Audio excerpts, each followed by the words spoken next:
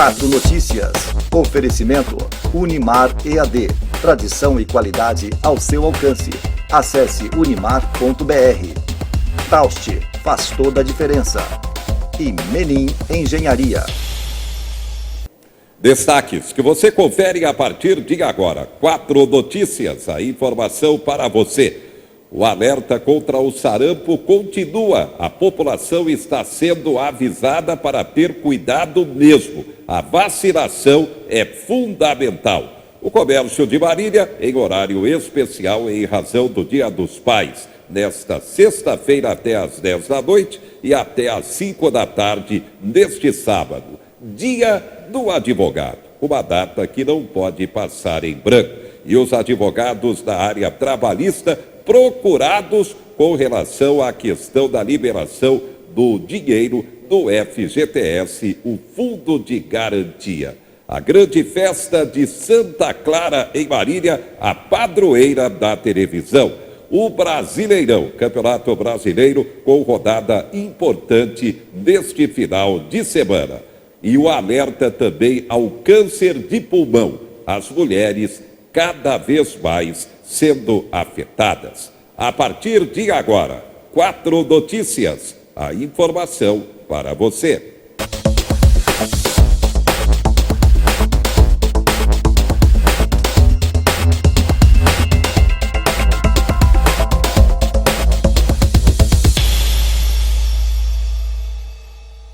E Marília, que é importante centro jurídico, é claro, a data não pode passar em branco. O Dia do Advogado.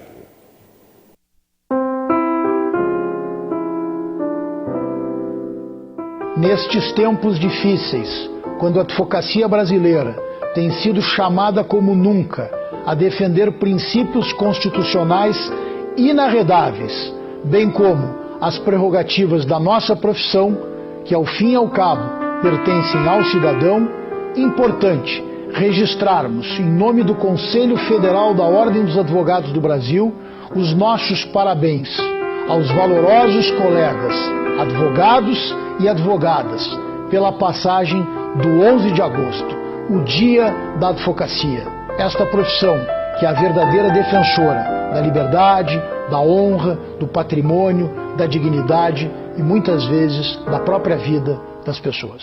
Advogamos pela educação. Advogamos pelo trabalho. Advogamos pelo meio ambiente. Advogamos pela inclusão. Advogamos pelo respeito. Advogamos pela democracia. Advogamos pelo seu direito. Porque sem advocacia não há justiça.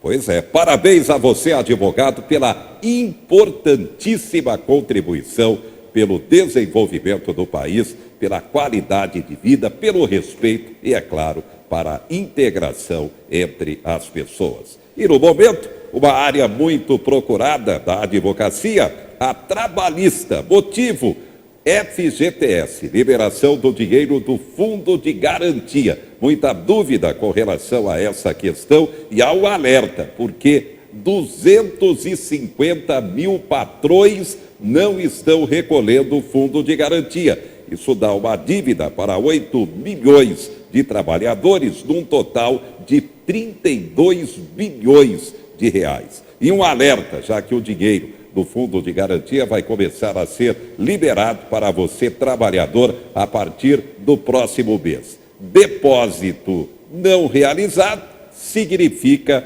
impossibilidade de sacar o dinheiro. O nosso convidado, aproveitando o gancho do Dia do Advogado, desse 11 de agosto, o doutor Leonardo Simões, advogado trabalhista, ele fala aqui no 4 sobre o tema. Doutor, boa noite. Boa noite, seu José. Agradeço primeiramente o convite para estar aqui e é um prazer participar do programa e poder esclarecer as dúvidas aos nossos telespectadores a respeito do FGTS. Antes de mais nada, o que é o Fundo de Garantia por Tempo de Serviço? O Fundo de Garantia por Tempo de Serviço, ele foi criado para justamente ajudar o trabalhador para prevendo que o trabalhador, podendo ser demitido, esse valor possa ajudá-lo a se manter enquanto não consiga outro emprego, quando demitido por injusta dispensa, né, a famosa dispensa imotivada, sem justa causa. Para tanto, o empregador é obrigado, no começo de cada mês, né, no início do mês, a efetuar o depósito de 8% do salário do empregado nos fundos de garantia por tempo de serviço vinculado à Caixa Econômica Federal. Bem, agora com esse cronograma para a liberação do dinheiro do FGTS ou parte dele, veio à tona essa estatística, uma dívida das empresas de 32 bi para mais de 8 milhões de trabalhadores. Seu comentário sobre isso, doutor? De fato, senhor José, é muito preocupante tais valores, né? Porque, como dito, assim que saiu a medida provisória do presidente Bolsonaro, muitos trabalhadores ficaram em êxtase, né, para receber esse valor. Contudo, ao checarem suas contas vinculadas ao FGTS, notaram que o empregador não vem depositando. E aí ficaram com a dúvida, né, recebo ou não recebo diante do inadimplemento do meu empregador. E a resposta é certa, não recebe. Enquanto o empregador não efetuar o pagamento, não há que se falar no recebimento do empregado, porque senão a Caixa estaria, entre aspas, utilizando o dinheiro dela para pagar o empregado, o que não é o correto. Qual o procedimento desse caso, então, do trabalhador? Olha, nesse caso, senhor José, remanescem algumas hipóteses ao trabalhador, né? Primeira delas, tentar um acordo com o seu empregador, né? Não um acordo que eu digo por demissão, aquele famoso acordo por demissão, mas sim um acordo de que ele vá até a Caixa Econômica, vamos assim dizer, né? E efetue o pagamento, mediante a guia de recolhimento, efetue o pagamento dos valores atrasados, o que implicaria na possibilidade de recebimento.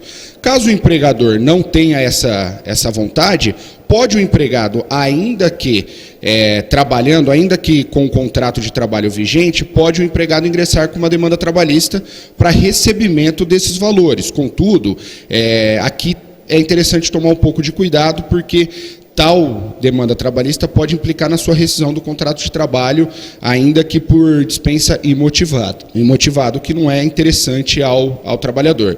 Além disso, pode o trabalhador ir ao Ministério do Trabalho, fazer uma denúncia, e o Ministério do Trabalho diligenciará até a empresa, solicitará documentos para que se comprove o recolhimento. Não efetuado essa comprovação, aí pode gerar multas à empresa, né, pelo Ministério do Trabalho, através do Auditor Fiscal do Trabalho.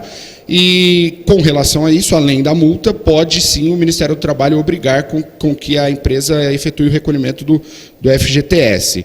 E por fim, aquele empregado que já foi demitido e tenta sacar o seu FGTS, também é importante dizer que ele pode ingressar com a demanda trabalhista. Contudo, a demanda trabalhista, em que pese a Justiça do Trabalho ser uma justiça mais rápida do que as demais, a Justiça do Trabalho também tem suas minúcias, possibilidades de recurso, o que atrasa um pouco o pagamento da verba.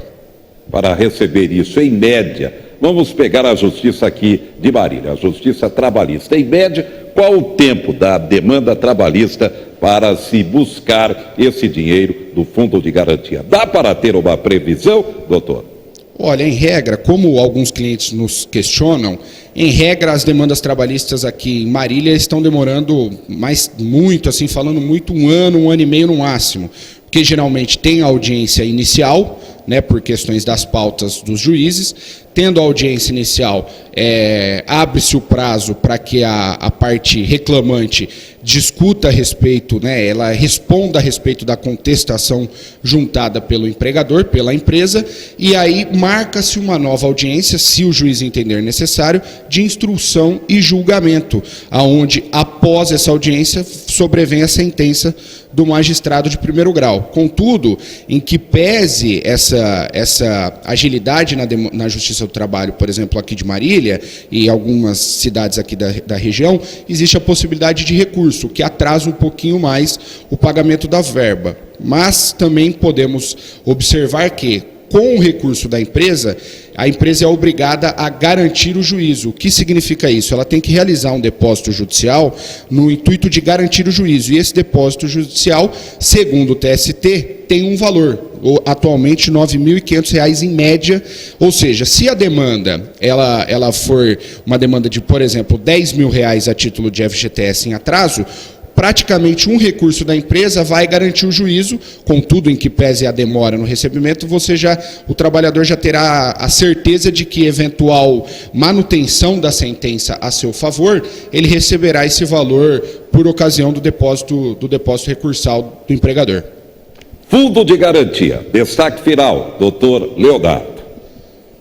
Bom, o que eu posso dizer aos trabalhadores é: conversem com seus empregadores. Hoje, atualmente, existe uma possibilidade excelente aos empregadores para que eles parcelem os valores em atraso de FGTS. Por quê? Justamente no intuito de não lesar o trabalhador e também não lesar tanto o empregador.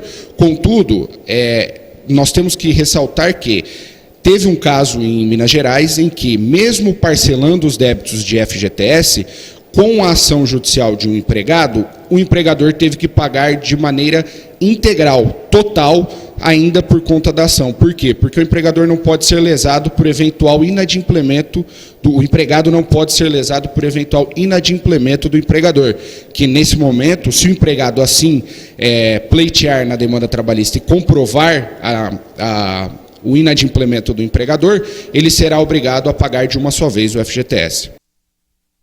Obrigado ao doutor Leonardo Simões, advogado trabalhista, à véspera desse dia do advogado, do dia da advocacia. Importante esclarecimento sobre o dinheiro que vem aí do Fundo de Garantia para o Trabalhador. Enquanto isso, a reforma da Previdência Social é aprovada finalmente na Câmara Federal e o texto encaminhado ao Senado. E, pelo que se cogita, não deverá sofrer modificação. Com isso, a aprovação deverá ser rápida para a sanção. Vamos até Brasília, você confere a informação. Na entrega do texto que modifica a Previdência Social, o Rodrigo Maia elogiou a participação dos líderes dos partidos aliados durante a tramitação na Câmara. E com muito orgulho eu venho hoje aqui entregar ao Senado Federal a proposta da reforma da Previdência. Já estou até com saudade dos debates. Eu não sei nem se eu vou te entregar.